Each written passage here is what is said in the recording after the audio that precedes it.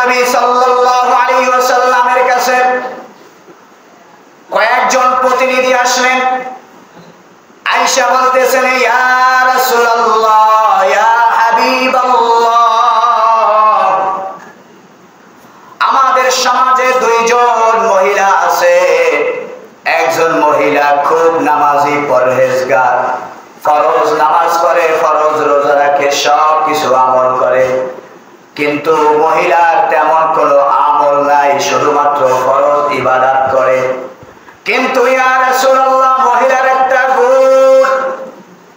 আল্লাহ নবী বলেন, কি গুণ? বলে, সেই মহিলা কারোর সমালোচনা করে না, কারোর বিষয়ে কোনো কথাও বলে না, সমাজের কোনো মানুষের সম্পর্কে তার কোনো সমালোচনা নাই, শুধুমাত্র সে নেক আমল করে, শুধু ফরজ ইবাদত করে, অন্য কোনো ইবাদত করে না।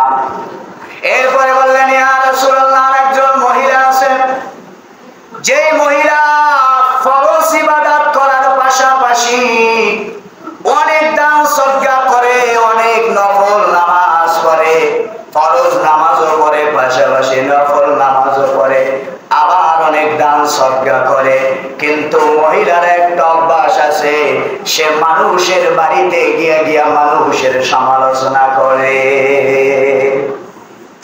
ইয়া রাসূলুল্লাহ, এখন ফয়সালা দিনে তুমি মহিলার মধ্যে জান্নাতি কে? আল্লাহর নবী ডাক দিয়ে গো সাহাবী,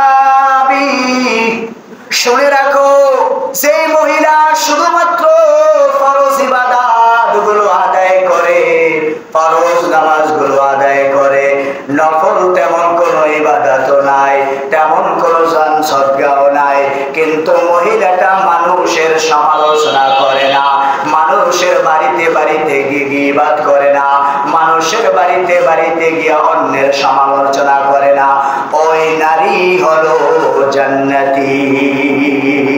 সুবহানাল্লাহ। আর যেই নারী নফল নামাজও পড়ে, ফরজ নামাজও পড়ে, অনেক আমল, কিন্তু তার অভ্যাস যে মানুষের বাড়িতে গিয়া গিয়া গীবত করা, মানুষের বাড়িতে গিয়ে একজনের দোষ যে চর্চা করতেছে, ওই মহিলা হলো জাহান্নামী। ওই মহিলা কি ধরে কন? একজন দেখেন শুধুমাত্র ফরজ ইবাদতগুলো আদায় করতেছে, তেমন কোন নফল নাই, শুধুমাত্র ফরজ ইবাদত করেছে, একটা গুণ, মানুষের সমালোচনা করে না, মানুষের গীবতও গায় না, অন্য মুসলমানের সমালোচনা করে না, যার কারণে আমল কম হওয়ার কারণে জান্নাতে গেছে। আর একজন মানুষের সমালোচনা করার কারণে আমল বেশি হওয়া থাকা সত্ত্বেও মহিলা জাহান্নামে গেছে।